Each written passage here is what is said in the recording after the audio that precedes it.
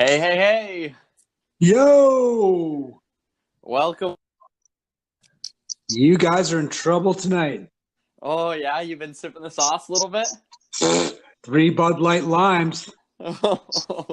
Oh, man. So what were you at? Because, I know you said you were close to your house, but it looked like it was like a whole carnival. Yeah, I don't know. There's like some kind of winter/Christmas festival happening at John's Pass. So there was a bunch of people there, which was pretty cool. Cool, cool, cool. Welcome, Dalton. Thank you. Thank you for having me once again. Hey, it's Furry Face, everybody.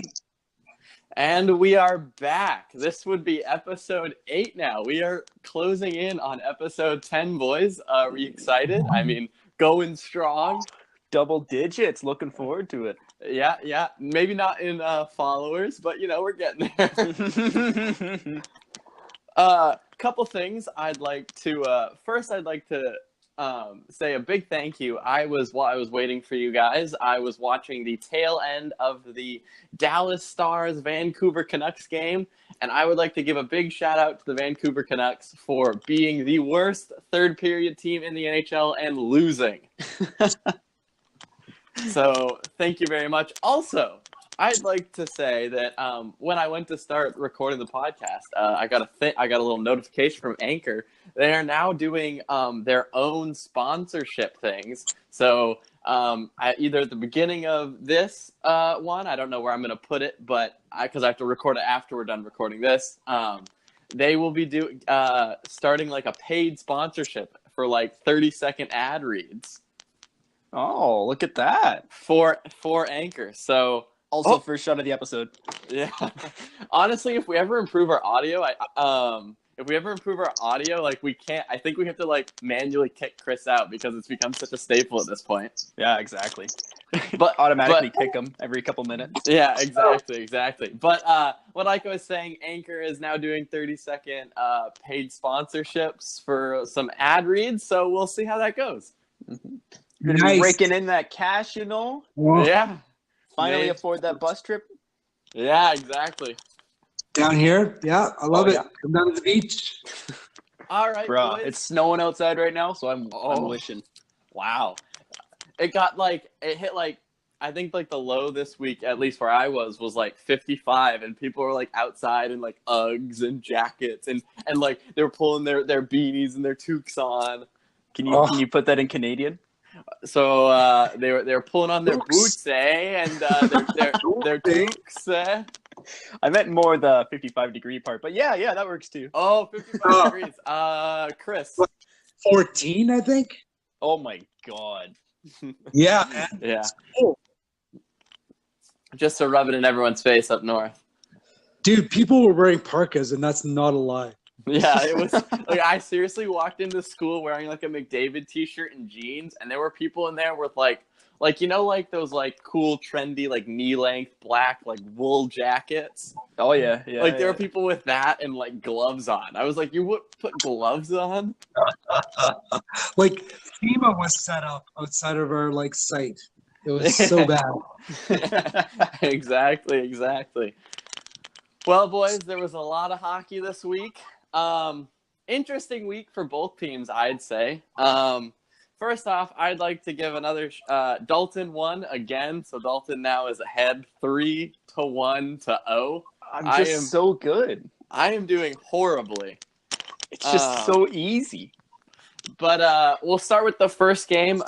Actually, right after we recorded the podcast, the Blues and St. Louis play. Wait, that is the same team. The Jets and the Blues played, and Line just came in, burned and pillaged, razed to the ground, salted the fields. 5 goals, unreal. Made someone a millionaire that night. No, there was no Safeway. Safeway score and win. What? There's no Safeway? No, there was. Oh, there was? No, there was. Oh. A fellow named Chris Handley or something. I won $1 million. Yeah. Wow.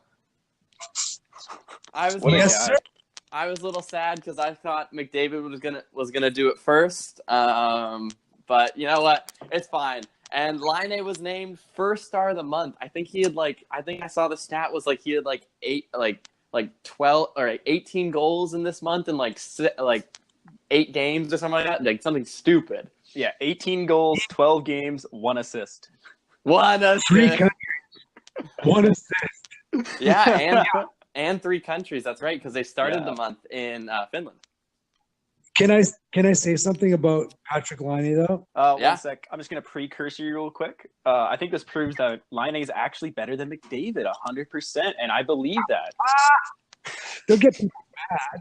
He's definitely better than Austin Matthews. Ooh. Those are fight words. They are. I'm kidding, right?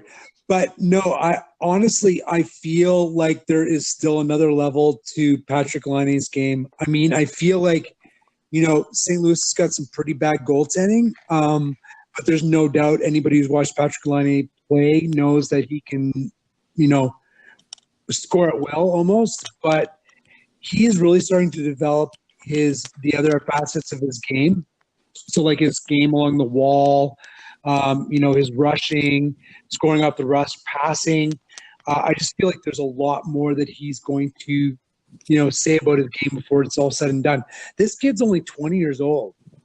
Yeah, he's scored 100 goals already. the 4th youngest, I believe. Correct. 4th youngest to score 100 goals. And speaking of bad goaltending, Brossoit did. Let's say he should never leave the crease. Oh my gosh! Because I think he only had he had the 1 goal that was a direct giveaway, but I feel like every time he handled the puck, Jets Nation collectively went. My butt still clenched. Can you please make that sound again? That was amazing. Oh, you want that sound? Okay, ready? Yeah. So all right, so Dalton got that one. I mean, it was kind of hard because I believe they won 8-3. Chris said a 2-0 win with a Brossoit shutout. That did not happen. I said a 3-2 win, and then Dalton said a 4-1 win. So, I mean, I had to give it to Dalton, but to be fair, none of us were very close. Feels so good to be right. Though, Dalton, you did call a Patrick Laine hat trick in this game. No, you didn't. Never mind. Just kidding. I didn't think I was that good. You called a Patrick Laine hat trick in the week. It didn't happen, though. I will give you a shout out. You called a Patrick Laine hattie on the night that Nick Ehlers had a hattie. But we will get there. Then the Oilers played LA. And this was another game. I went to bed very angry. Yeah, that was a It's a good thing we played him twice this week. That's all I'm gonna say. Yes, I'm. And the thing is, like I was joking, because one of the Oilers Nation writers, Bag Milk, he does like a live stream after every game. When he wins, when the Oilers win, he drinks. When they lose, he eats a can of Beets. He hates himself. I was joking with him. I was like, Talbot will never get his 100th win as an Oiler because he's been sitting at 99 for the last 6 games and he has lost all 6. But he looked bad. There was a few. There wasn't a lot where I was like, oh, you have to save that. There was a few where I've been like, I would have liked him to save that. But if he hadn't played as well as he did the first period, it could have gotten way out of hand. Yeah, that's not really a game you can blame on him, right? He could have stolen you that game, but at the same time, he didn't lose you that game. Yeah, the team did not look good. It was just a gross game. Moving on. And who did I? Actually, I had to give that one to none of us because we all predicted the Oilers beating LA, and that it didn't happen. Ooh. Yes. Then the Pittsburgh Penguins showed up in Winnipeg, and Chris, Dustin Byfuglien and Jamie Alexiak, heaviest collision possible in hockey happened. That was wild. Like, I felt it from here. It was crazy. It was crazy. Are you a little upset that he was able to come back and play in that game when he literally looked like he was out of it on the ice? Well, I mean, the NHL is a joke. I mean, we all know that the officiating is a joke, and player safety, the Department of Player Safety, is an absolute joke. I'm sorry, I'm using the same word over and over again, but what else can I say? I mean, like when a player's wobbling like that, how can they come back to a game? How is that possible? They've obviously been concussed. Their legs aren't responding to their brain's wishes. Like there's a problem there. Obviously Dustin was held out of the next game, even though he passed the concussion protocol. There's no way he should have been allowed to come back to that game. I don't know. They've got to change something because you don't know what kind of damage can be done to a player if they're allowed to play when they've obviously had a brain injury. It's ridiculous. Yeah, and then directly after the game, he was put on injury reserve. Exactly, because he developed concussion. Well, I shouldn't say that because they're also saying he had the flu. So, is it the flu? Is it concussion symptoms? We don't. Oh, second shot of the episode. we should have warned everyone first as soon as Chris started that second rant because he got through the first rant earlier, through completely fine, and then he started the second rant, and I did not think we were going to be as lucky. But yeah, every rant it's a coin flip, Yeah, for real. But to kind of pick up where he left off, so first off, Dustin Byfuglien is the heaviest guy in the NHL. Jamie Alexiak is actually 5 pounds heavier than Zdeno Chara. So Excuse me? Yeah. Mm-hmm. Wow. So that is the collision between the two of them was the heaviest possible hit possible in today's NHL. I saw a tweet that was pretty crazy. If they were both traveling at about 15 kilometers, the energy, like the kinetic energy, if you could tap into that would be able to power a 40-watt light bulb for 2 minutes. Oh, this feels like a physics question, dude. But I don't know how the math works. Don't ask me how it works. I read a tweet. I'm taking it at its word, which is if always Big Buff smart. is on a train going 15 kilometers an hour. And then, the Pittsburgh ended up winning that game, Chris. I mean, any other thoughts other than the concussion and all that? Well, Connor HelleSuck sucks. Yeah, thanks a lot, Connor. He's on my freaking team. The question is was his season last year an outlier, or is this just a dip in the road? I mean, you want to say no because he was so technically sound last year, but his mental aspect of his game is not there this year, and I don't know if he did something super different in the off season, but he's not the same player as he was last year. So, the hopes for the Jets doing any damage in the playoffs firmly rests on him. Yeah. I almost wonder if it's the fatigue issue with him because last year's season was his first season being a full-time starting goaltender, right? Oh, he's developing Talbot syndrome. Yes, exactly. Yeah, but I think Brossoit has already played more games than any backup did for the Jets last year, so he's playing again tonight. Thanks, by the way, for keeping away from my game. I'll get over it. But yeah, I don't know. It's time will tell, but I am starting to get really nervous about it. I'll tell you that right now. I mean, you guys are lucky because I feel like you kind of are in the same tier as the Lightning. The Lightning, Vasilevsky's been hurt for a while, and Domingue is not in my opinion, Domingue is not a good goalie. But his record right now is he's like 7-3-1 or something like that. He's still winning games just because the Lightning are so good, and that's the same sort of thing that's happening with. Brossoit in St. Louis. If Laine hadn't scored those 5 goals, that's a 3-3 game. And because Brossoit blew it on a few of the goals. Same with a couple of the games later in the week with the Jets. HelleSuck, and they're still winning games. Mm-hmm. So, you guys are kind of in that spot where you can score your way out of problems. Yeah, they're good enough that they don't need HelleSuck to be HelleSuck in order to make the playoffs at least. Exactly. He can post like a 900 save percentage and they can still win the game. Mm-hmm. But all of a sudden the playoffs hit, that's not going to be acceptable anymore. Mm-hmm. So you know, like basically hope this is a little bit of a cold streak and he recovers by the time hockey really starts mattering again. Yeah, exactly. Moving on to a goaltender that is on the complete opposite end of the spectrum, the Dallas Stars wheel into Edmonton, and Koskinen 1-0 shutout. Koskinen is my favorite goaltender ever. Booking it. Real quick, actually, I gave myself the win in the St. Louis game. You both predicted Jets winning. I predicted the Pens winning 4-2, and they won 4-3. So go me. Pretty close. Still can't win a week though. There were some moments in the Stars game, especially where it's 1-0. The Oilers had been playing pretty well the whole game, and then Jamie Benn gets the puck directly in the slot, like 5 feet away from Koskinen, and 2 seconds left. And I was about to scream. Yeah. And Koskinen shut the door. Yeah. I'm a little sad about this game because I ended up missing the third and it was overtime, right? This one? Yep.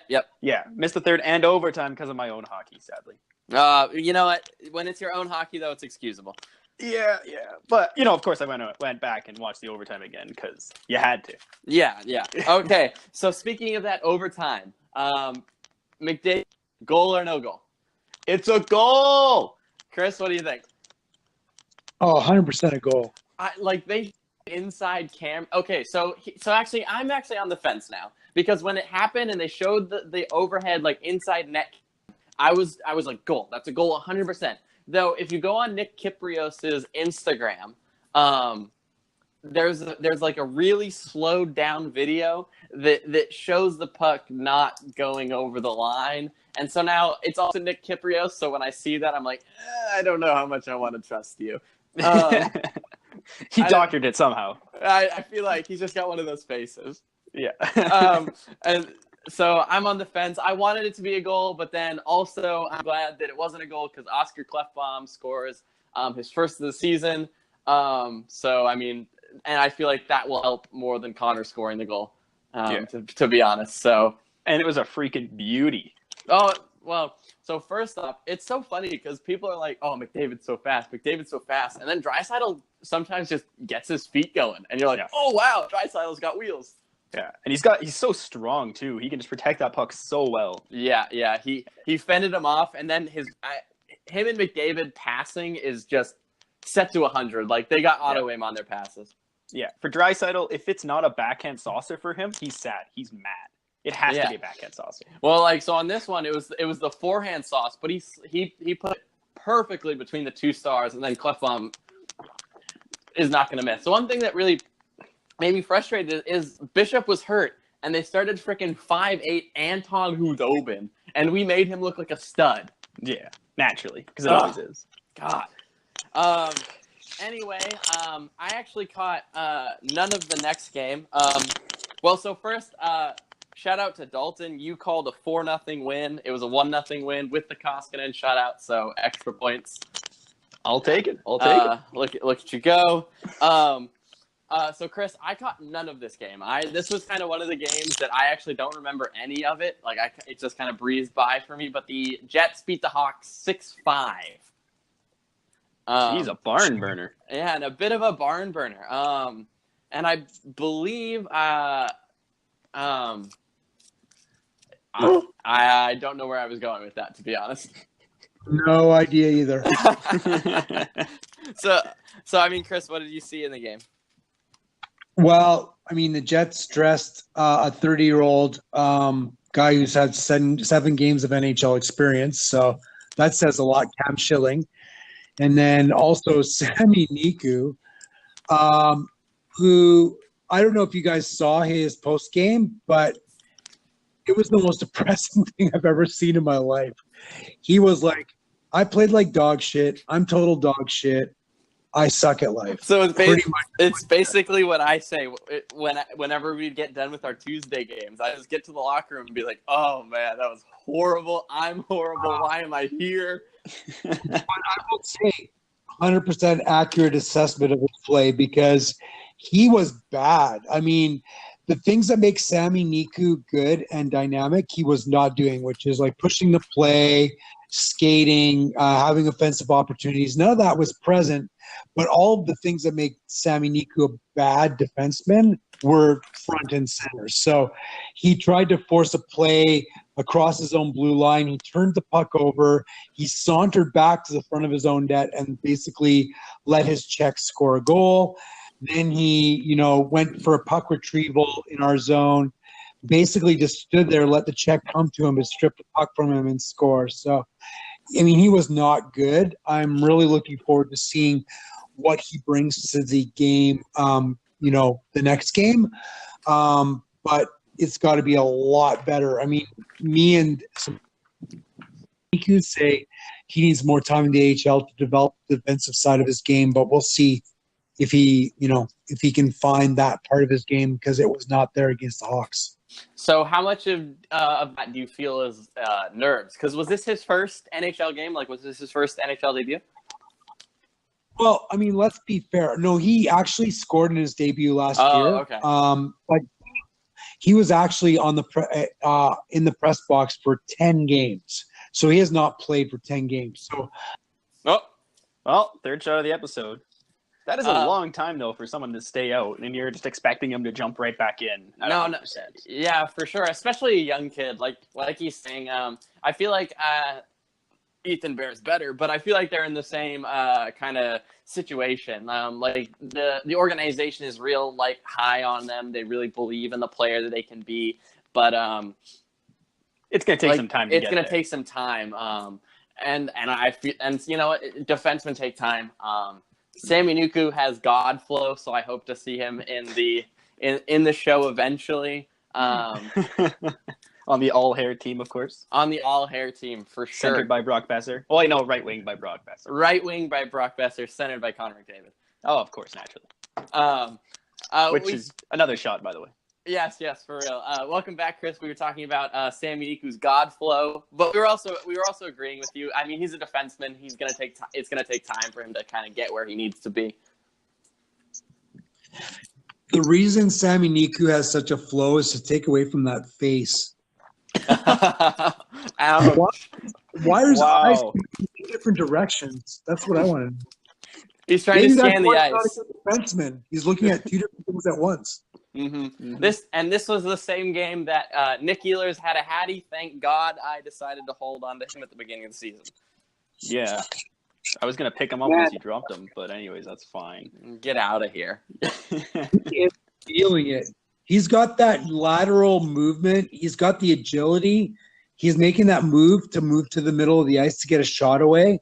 Like, man, he absolutely destroyed Corey Crawford. There was no chance. Well, actually, I mean once you guys made that move of moving Ehlers off of the line and moving him up with Scheifele and Wheeler, and then Connor down, your offense has just ignited. Like, those first couple episodes we did, we were like, where is Ehlers and Laine? And then immediately they made that decision, and now Laine's shooting 5 goals in a game, and Nick Ehlers is having Hatties, and your top two lines are just clicking. Well, yeah, I mean, I think they tried to force a square peg into a round hole because Laine and Ehlers are friends.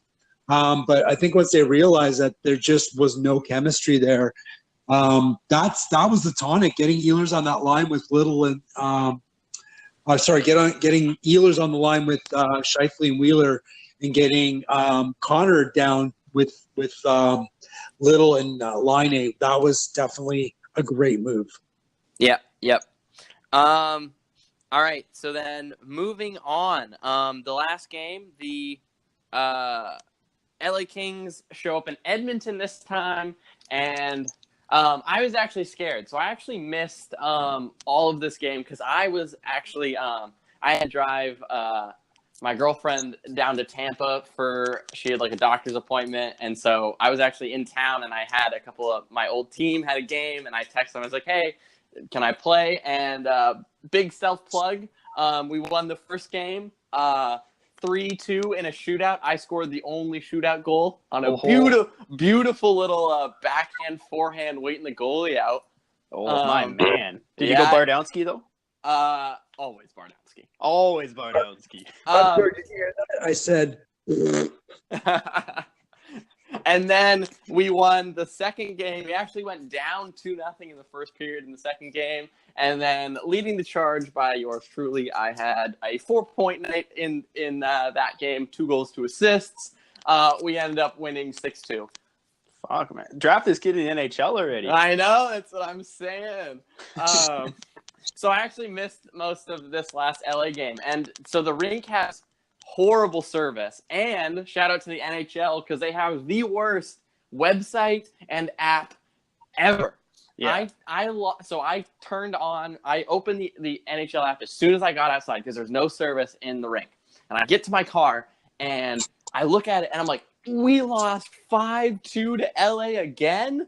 And then I was like, wait, that's the same game from the last game we played. So I clicked on the scores and it said there was no games. And I was like, what? So then I opened up the internet and I went to the NHL and it was like, there's no games today. And I'm like, and then I go online, like, am I tripping? And so, but no, just the NHL was completely down and said there were no games for like the rest of the week. Like I couldn't even watch the game or listen to the game. It was horrible. Yeah, I've seen a lot of complaints about that actually. Yeah, it went down for no reason. It said there was no games scheduled for like the next 5 days in a row. You couldn't find it anywhere. So I'm just sitting here like, I hope they're winning. I ended up getting home and turning it on, and I actually caught the last goal, so I did see a little bit of the game. Tied 2-2, and then a little Nuge with a little cheeky spinorama backhand on the power play to a cleft bomb, and Johnny Quick is bad. Yeah, 2 minutes left. Well, and you see the 2 screens there? Both Kings players. Yeah. Good defense. Yeah, no kidding. But yeah, it's great to see that Clefbaum's finally starting to take some shots on that power play. Yeah, I noticed that too. Like Nuge had done that. He skates down that left side as he's a right-handed shot. No, he's a lefty. No, lefty. So he skates down the left side as left-handed shot and does the little cheeky just backwards thing and just lets Clefbaum step into it. Yeah, right into his wheelhouse, and man, that's the Clefbaum that we're used to seeing. That was great. And so it doesn't get talked about. Clefbaum doesn't put up a lot of points, and we complain about him a lot. But I think he's up to 13 points now in how many games have we played? 20 or something. 26? Like 26? Yeah. So he also has 84 shots. So that's pretty high, actually. Yeah, it's one of the highest in the league. It's insane how many shots he has. I mean, good for him. It's good to see him start going in. Yeah. Well, if you keep shooting them, eventually they'll start going in. Yeah, he's got a rocket. Everyone's like, oh man, I can't wait for Bouchard to get up because then we'll finally have a big shot from the point. Cleft bomb, it's in the name. Yeah, so nice to see that his shoulder actually healed up right, and it's paying off. It's looking good. Yeah, big shout out to Dalton again. He predicted a 3-2 win, and a 3-2 win it was. I'm just so good. All right, boys. Moving on to NHL news. So I'd like to apologize to our loyal listeners for last week's episode. I tweeted out from Blue Line South on Twitter that we would be talking about Marco Dano being reclaimed by the Winnipeg Jets, and we never talked about it because I feel like that was the most important news last week. So I'd like to get back around to it. Marco Dano is back with the Jets. Everyone, yay! Yay! Yay! He's going to lead you to a Stanley Cup. I honestly do not understand this move at all. I mean, I get it from the, building depth perspective. He's played some games in the NHL. He's not going to kill you if he dresses, but I mean, when he did dress for the Jets, the line he was on got like less than 5 minutes a game.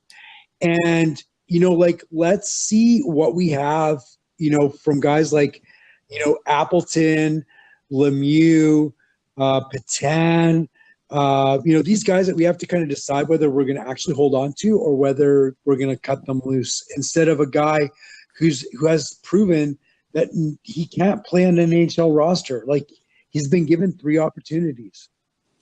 Yeah, but at the same time, he's going to lead you to a Stanley Cup, so stop hating, bro. I actually thought Marco Dano was going to turn out to be a better player than he ended up being. I remember playing NHL 15, and that's NHL 15 was when the Jets were bad. So I like to, when I used to do GM mode, I used to always pick bad teams and rebuild them so like we could win a cup in like 2019 when that was far away. Always the way to do it. And so I would pick the Jets, and Marco Dano was like one of the staples. Like he would grow. He was like an 85 overall winger, and I was like, hell yeah. Has he played yet since he's been reclaimed? No. I get the feeling like he's a pothead or something. I don't know what's going on with that guy. He just seems way too casual and laid back. If I was on an NHL roster and I was at risk of like, losing my job and having to go back to Europe, I would play my ass off. When Marco Dano came to the Jets, he used to bang bodies and actually be aggressive. And somehow he forgot how to do that, and he's never done that since. Mason Appleton will dress tonight instead of Marco Dano. They scratched Lemieux. They scratched Patan. Why is Dano not getting an opportunity? He's basically nothing more. Oh, another rant. We were so close. Number 5. Yeah. Though I agree. I mean, Dano. We know he can play at the NHL. Like he obviously, the reason he isn't out of it yet is because Dano isn't like teams are still willing to give Dano a shot. So I still don't see why especially with the Jets, since they're just like, we'll try this rookie or we'll try this guy that hasn't sort of really developed into an NHL player yet. Why wouldn't you put someone in who at least kind of understands the speed of the game? It's the question of why just keep him on your roster? First of all, if you're gonna pick him up, you might as well play him. So I'm a little confused from the Jets' perspective, but. So you heard it here, folks. You heard it here first, folks. Chris can confirm, 100% true. Marco Dano, pothead. I'm gonna get sued. Yeah. And actually, to kind of touch on another thing, Nick Patan is one of those players I also love to have because he always grew to be such a good player in NHL 15-16. And he played on Team Canada with McDavid in the World Juniors that year. He's from the 2015 draft. He looked like he was supposed to be good, and he just never really got it going. I mean, he's a turd. Chris is right to the point. Chris is not afraid. Some anger coming out right now. It's just, I rail against this shiny toy syndrome. You guys have been through it with the Oilers many times. Guys who, got draft pedigree, who did well in junior, who even did well in the AHL, and just could never make that next step into the NHL. Every time I see Nick Patan play, I just see him being just physically imposed upon by other players and just not being able to execute and just, really project his skill into an NHL role. And I see more of that. He's a healthy scratch again tonight. I just it's time to move on. Well, speaking of people that basically fit that exact description, you always picked up Zykov. Yeah, what a segue. A1 segue. Oilers, shiny new toy syndrome. Oilers claim Valentin Zykov off waivers from the Carolina Hurricanes. He led the AHL in scoring last season. Was drafted pretty high, I think 36th overall. Yeah, 37th, sorry. 37th overall. Never really got a good chance in Carolina. I'm predicting, how many games does it take till we see McDavid playing Zykov? Well, it seems like Zykov is a lot of comparisons I've been seeing have been comparing him to Ryan Smith. So basically, I'm saying, fill my heart. I know. It's hard to keep the hype down. But with this shiny new toy, cheered up. Yeah, this shiny new toy, he's going to put up 50 goals on McDavid's wing. It's going to take him 3 games to get there. It's easy. But realistically, I see him probably slotting in on that fourth line, probably in the next couple of games, I'd expect. I actually want to touch on that because I was like, oh, he's going to go on the third line, but the third line is never being broken up, and they're also never going to score again of Lucic, Kassian, and Bronziak. No one's going to score for us. No one's going to score for them. It's great. Exactly. But Hitchcock said we're basically running 2 third lines, which, I mean, I guess I agree with. I could argue that the third line, the identity line, is the fourth line because it's an absolute shit show. Yeah, it's a grindy line, that's for sure. Yeah, it definitely wins on the grit charts. Yeah, but they're getting played like a third line, though. So it's true. So I mean, we'll see what happens with Zykov. I am wildly optimistic, as you know, every rational fan is. Yeah. Did you see though that Ratty is slotting back in tonight? Wow.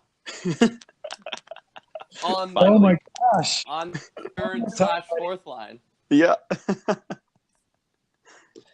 Poor little Tyratty. Yeah. Finally getting a shot again. Mm-hmm. So when Hitchcock was signed and brought in, we all made a prediction of who would benefit the most from Hitchcock becoming the head coach. I know who will benefit the least.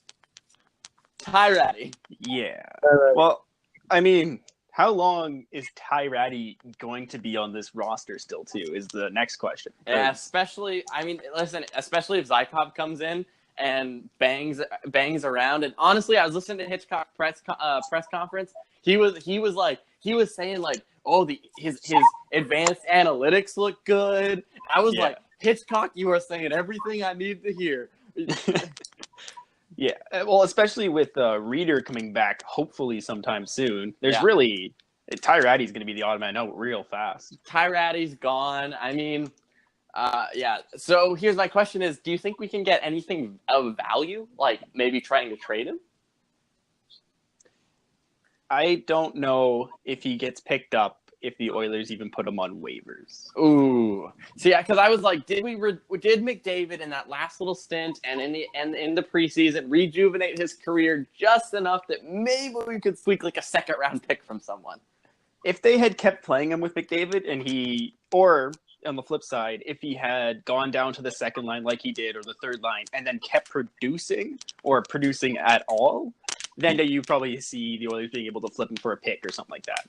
But the fact that he gets kept moving down in the lineup over and over again and still not producing at all really makes you think that he's a good complementary player to McDavid, and that's really all he is. So I don't think the Oilers are really going to get anything for him. Yeah, I agree. There was a trade this week in NHL. The Chicago Blackhawks and the Arizona Coyotes are basically each other's respected farm teams. The Coyotes trade Dylan Strome, notable 3rd overall Dylan Strome and Brandon Perlini for Nick Schmaltz. This is a interesting trade. Yeah, initial thoughts, please? If this trade took place in 2015, the Blackhawks won. I really don't know. It's so close to being an even trade because if you look at potential wise, I still think Dylan Strome has it in him to be that number 1 center in the NHL. But every game that goes by that he isn't looking like that really is just another, it's a mark against him. Yeah. Whereas Smolch is on an already bona fide top 6 player who can slot right in right away and play center. Yeah, exactly. So I think Arizona wins this trade, but it's kind of close. Arizona wins the trade now. Yeah. In 2 years from now, we'll see. Yeah. Chris, what are your thoughts? Fuck the Coyotes. Oh, how dare you? They're one of my favorite teams. Every episode, we alienate a new fan base. Well, can I also say fuck you too, Mike? Ah! I'm alienated. No, this podcast is coming off the rails. Seriously, though. Yeah, I just think, I don't know, it's one of those things where you're just like moving around the deck chairs on the Titanic. Like, other team doesn't do anything. Do they have a secret? Do they know? Like, I don't know. I really don't know what's going to end up happening. Obviously, if they can find a way to figure out why Strome hasn't realized his potential, they can end up having a real gem there. But other than that, I don't know. I just think it's one of those moves that doesn't make a lot of sense to me. Yeah, I think this could end up being great for the Blackhawks, and I think it might also be a necessary trade from them because really, I think they're looking at Dylan Strome as the the Jonathan Taves replacement once he ends up really starting to fall off, and then hoping he can maybe finish that up. So then I actually kind of agree because Strome and DeBrincat played together in Erie and tore it up. So actually kind of with your thinking of Strome trying to kind of be groomed by maybe Jonathan Taves to eventually take his place or whatever, then maybe DeBrincat starts looking to be more of the Patrick Kane. But I mean that's obviously best case scenario for the Blackhawks. Yeah, and that's like them trying to make a new core out of some players that aren't really who you want to make a new core out of, if that makes sense. Yeah. Like neither one of them is Connor McDavid. Neither one of them is like Jack Eichel. Neither one of them is Patrick Kane, for that matter. Yeah, though I bet the Coyotes wish they could go back and redraft because quick cough Mitch Marner and Mikko Rantanen. Yeah, that's the 2015 draft is a hard draft to miss that badly in. Yeah, it is. Just think if the Coyotes had Rantanen or Marner right now. Wow. Or even if they won the draft lottery and got McDavid or got they were so close to greatness in so many different ways there. I know, but and then they picked Dylan Strome. Well, boys, there was a GM fired in the NHL this week, and it was not Peter Chiarelli, sadly. One day. One day. The Philadelphia Flyers fire their GM, Ron Hextall. They're blowing the wagon up, boys. They're deciding that I feel like that it is over. Mm-hmm. Well, when you look at their record so far, they need to change something. And apparently, part of the reason that the GM was fired there was because he didn't fire the coach. Really? Mm-hmm. He was unwilling to fire the coach at that then. So the management decided, or the ownership group decided that it's time to get rid of him too. Yeah, I guess if someone's not willing to make that decision, I mean, I don't know. I feel bad for the Flyers. They cannot get a save to save their lives. Calvin Pickard has been horrible. Brian Elliott's been Brian Elliott. Neuwirth has been hurt. They're relying on their fourth and fifth string goalies in Alex Lyon and Anthony Stolarz right now. Wow. Has it looked bad? I don't know. Phillies, since at least I've been alive, Phillies never really scared me. They're always kind of that tweener team that's like they could be good, but at the same time, if they're bad, I wouldn't be surprised. Yeah. So if we were to make merch and have shirts, I feel like our first shirt would be Chris, your thoughts. with a picture of Chris on the front and maybe like a little air bubble next to his head and like a question mark. Mm-hmm. And then Chris starts speaking, and then halfway through his sentence he disconnects. Yeah, then on the back it's just like Chris in blurring out. Oh, you guys. Are you being cyber bullied again, Chris? Apparently. So Hextall out. They have not yet hired, and then the next day they lose 6-0 to the Leafs, and the next day they fire the 2 assistant general managers. So a lot of turnaround in Philly. Chris, your thoughts? I think it's ridiculous to fire your GM halfway through a season. I don't think that's the time to do it. I think it's so stupid. Why they did that is beyond me. You stick with who you hired, and you make that choice at the end of the season. I agree with you there. It's the GM is somebody that you shouldn't fire during the middle of the season because when you bring in a new guy, what's he going to change now? You got to wait till the end of the season anyways, right? Unless his name is Shirelli. And even still, the only reason I'm up for firing Shirelli right now is because I'm scared he's going to make a panic move and then end up losing another big trade. Yeah, fair enough. Any other thoughts? On paper, obviously Philly has a huge hole in goaltending, but their defense is young and looks pretty good on paper.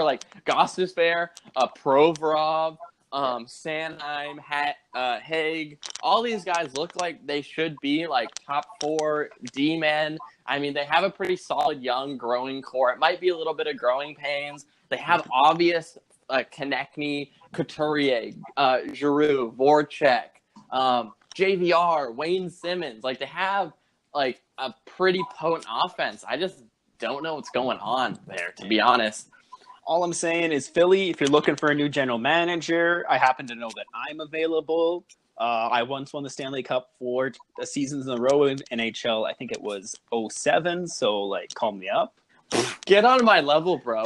I got NHL 18, immediately took over the Golden Knights, and won the cup in year 1. Oh, why doesn't Vegas hire you then? With Alex Radulov. Oh, man. And that is Captain Alex Radulov.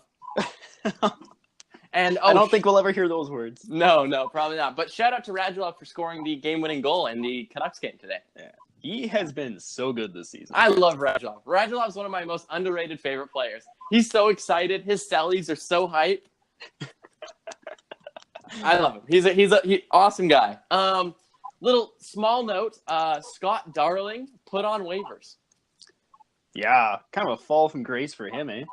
Yeah, and I believe Dalton, didn't you say he was a starting goaltender? I thought he was. He was once upon a time. So you're good at predicting scores. Maybe not so much on the players.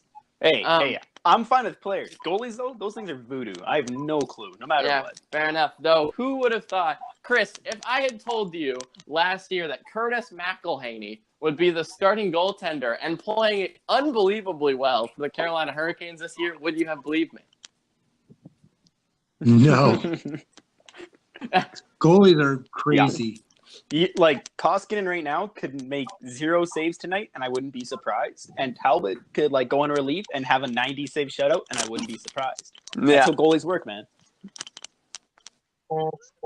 That's why you never give him $10.5 million a season. But it's Carey Price. Okay, so now here's my question with Darling. Do you think Philly picks him up? I don't think anybody picks him up. That cap hit's too high. Yeah, the Hurricanes definitely signed him to a pretty bad contract. Yeah, they saw what he did in Chicago, and he was pretty good in Chicago for his. I love the guy's story. As a backup, though. That is true. It was as a backup. I think it was a case of Carolina kind of jumping the gun a little bit. I've had a chance to have a new starting goalie, a new franchise goalie maybe, but yeah, never panned out. Yeah. So then, do we have any predictions on? So, Dolph, you think no one claims him? Chris, do you think anyone picks up Scott Darling? Crickets. Say that again. Do you think anyone picks up Scott Darling? No, not at that cap hit. No way. All right, fair enough. It sounds like we are all in agreement. Yeah. So I guess we can finish off the NHL news with everyone's favorite topic, the Leafs. Yay! Wow, I'm so glad I get to talk about my favorite team again. So first off, Matthew comes back from injury and starts off exactly where he left off.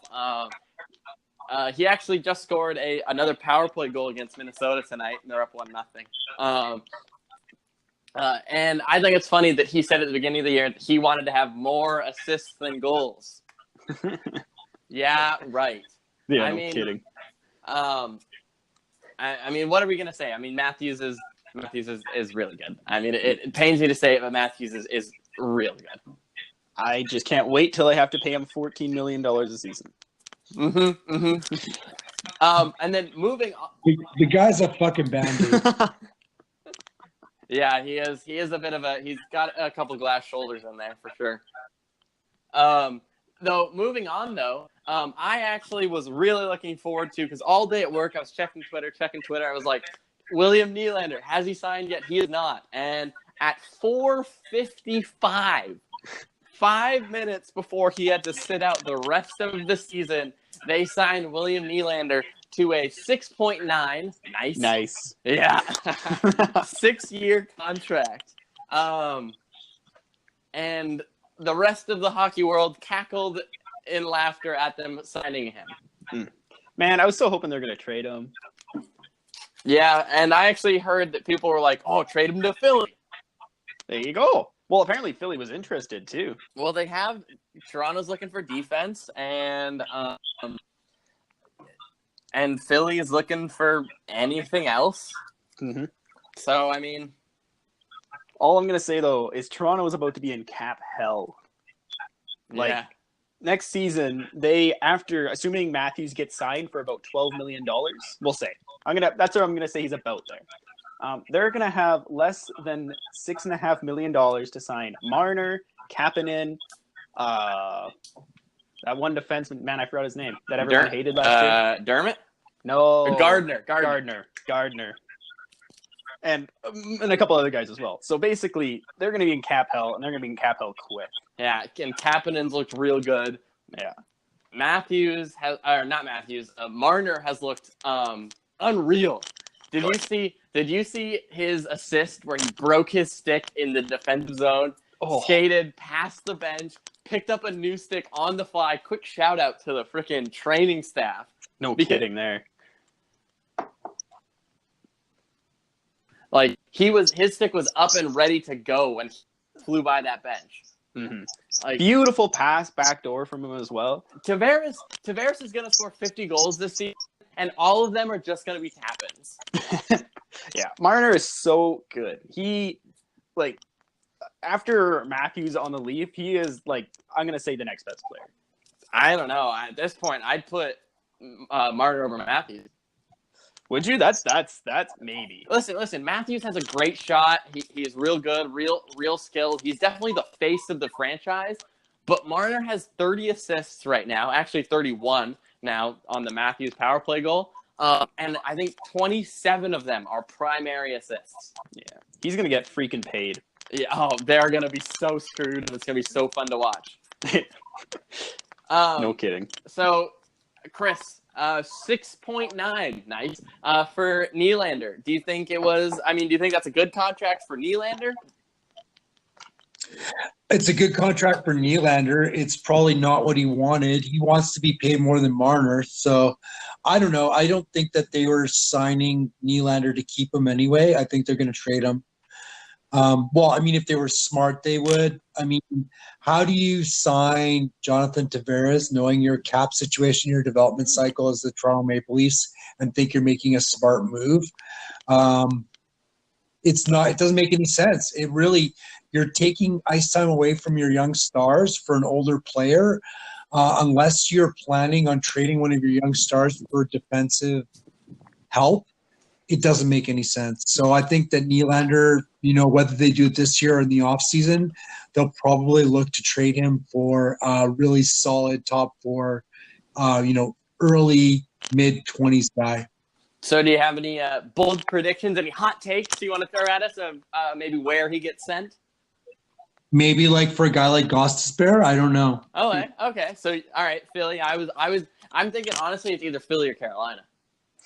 I could see an Ottawa trade too, but Ottawa doesn't but that would have to be Shabbat though. And Ottawa's not getting rid of Shabbat, especially after they just gave rid of Carlson. Ottawa does nothing that I expected them to do, so yeah. Actually, quick shout out to Ottawa though. Erik Karlsson with his return to Ottawa today. Ottawa shells the Sharks 6-2. Karlsson did not leave that on a even plus minus, I can tell you that. Ottawa won the trade. Karlsson is one of the most overrated players in the NHL. On Karlsson though. Wow. All right, now we got some hot takes getting thrown out. That is a take. That is a normal, smart take. That is the lukewarm water take. Yes. I have opinions about defensemen. I think defensemen should defend. I think that you can be a good puck. I think you can have good offensive instincts, but I think a guy who just scores a lot as a defenseman should not win the Norris Trophy. I think that's the best overall defenseman. I think they've kind of lost the plot there. So Chris basically thinks that every NHL team should have 6 of him on the defensive side, and he should win the Norris every year. Well, I'm an offensive Boyd. I don't think I'm a good representation of like what a defenseman should be, but at least I play defense. Hey, listen. Honestly, though, I definitely will say this about you on defense. You get a lot more excited. Like you don't care about scoring goals. You get a lot more excited with yourself when you break up a rush or give someone a really good outlet pass or whatever. And and like I've been saying, I've been trying to play a little bit more defense. I've been like, I still rush the puck a bit too much. I still am like, oh, I need to score. Gotta bury him. But I've definitely been trying to, be happy with maybe not scoring as much and just, trying to pass and break up rushes and stuff like that. Nah, son, go for the goal every time. When I play defense, I spend more time in the offensive zone than I do skating backwards. Hey, you know what they say? You don't have to play defense if you're always playing offense. Yeah. And also no back checking allowed. Yes, exactly. All right, boys, so that's all the NHL news we have. So now we will move on to the quick our weekly picks for the game. So we'll start with a game that's actually going on right now. I don't know, Chris, do you know the current score? No. Okay, I won't tell you then. So the oh geez, I can't speak. The Winnipeg Jets are playing in New Jersey right now as we speak. Chris, we're going to start with you. I don't even know what to think anymore. Brossois in net, so I'm going to say the Jets are going to win 4-2. 4-2 win. Dalton. Well, Brossois in net tonight, so I think the Jets are going to lose 4-2. All right. I don't know if I guess there's really no middle ground on this. I actually see the current score right now. I'm going to say the Jets win 3-1. Cheater. Also, Dalton, why don't you fucking shave, you asshole? See, the issue is this wasn't for, it wasn't for November. It was just because I'm lazy. Yeah. Both of you guys with your ridiculous facial hair, like shave. Hey, don't be hating, bro. It's cold up here. I can grow a nice beard. Come on. Give me a little bit of credit. I have a pretty solid beard for a kid my age. Yeah, I gotta go hunt some caribou every morning, so I'm gonna have as much of a beard as I got. Both of you guys don't want to look like you're 11. I know that's the real situation. Yeah, if I shave, Chris, I go from like maybe looking 18 to like 9. Yeah. I go from not getting ID'd to getting ID'd even if I don't go into the liquor store. Dalton goes from not having a girlfriend to not having a girlfriend. Hey, just because it's true doesn't mean you should say it. All right, boys. Then later tonight, the Edmonton Oilers play the LA Kings. The Vegas Golden Knights.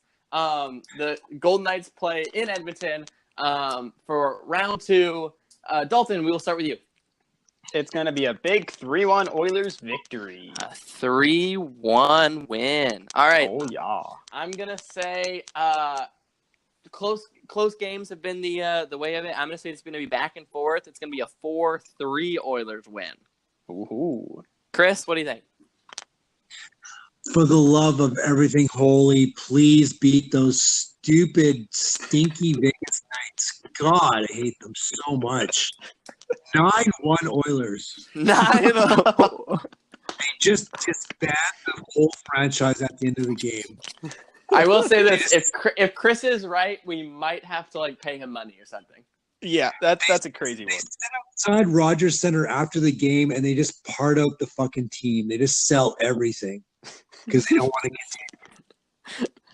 All right. Then the trudging forward, the Jets have a back-to-back. They play.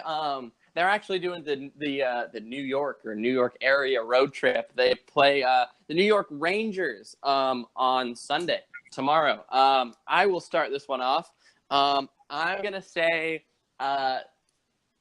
back-to-backs Rangers. Oh man, see the Rangers are so weird because sometimes Lundqvist is good and then sometimes he's not. I'm gonna say Jets win 5-2. Wow, big win. Well, I mean, I'm predicting Lundqvist is just gonna be bad and he's just not gonna be able to stop the young whippersnappers, the young snipers. Yeah, you know what? Is it my turn next? Yeah, Dalton, go. Yeah. Well, I'm gonna pretty much agree with you here, but I'm gonna pick a 4-1 victory for the Jets. 4-1 Jets win. Chris. Oh my God! So first of all, HelleSuck is in, so God knows what's gonna happen there.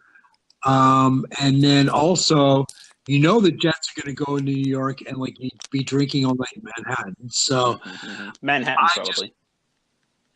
Probably. So honestly, I feel like the Rangers are gonna win 3-1. Wow. All right. So little faith in HelleSuck right now. Oh, he's just looked so bad, dude. Yeah, he has, and it's been hurting. It's been hurting my fantasy team. Then the Oilers roll into Dallas to play them for the second time in a week. Chris, we'll start with you this time. The Oilers beat Dallas 1-0 their last outing. Now they're playing in Dallas. What do you think? I don't know. I really wish the Oilers would play better consistently, but I just don't see it right now. This is tough. This is really, really tough because Ben and Sagan can just roast teams. Yep, they're freaking lit, dude. Man, I don't know. I hate to say it, but I want to say it's going to be like a 4-1 Dallas win. How could you? Gross. Dalton, go. It's going to be a 3-1 Oilers victory. I feel like I'm seeing a pattern here, Dalton. What? Did I say that for every game so far? No. But am I just anti-Chris in every game so far? Honestly, you're not too far off on those assessments. All right, I'm gonna say roll on to Dallas. Koskinen's gonna start. He's gonna have Jamie Benn and that whole line's number, and they're not gonna score. I'm gonna say Koskinen wins 4-2, but. So 4-2 win, and then my stipulation on the game is that top line of Ben, Sagan, Radulov, 0 points. Oh, that's gonna hurt me in fantasy. Oh, really? Oh, I think I have Sagan and Ben. Oh, wow. Well, you're stupid. Don't be hating, bro. All right. How good Ben and Sagan are, and then I'm speaking you for no reason. Because you gotta. Fifth game of the week. Then on Tuesday, Jets roll into Brooklyn to take on the New York Islanders, who are slowly sliding from their hot start. Dalton, we'll start with you. It's going to be a Jets victory, 4-0. Hey, Dalton, can I tell you how much I love you? Okay, Dalton, who gets a shutout? It's going to be HelleSuck. Ooh, Helly with the shutout. I hope shots. I hope so. Because that will help me out. You're welcome, Michael. I'm just making everyone love me today. What can I say? All right, so then I will go. I'm gonna say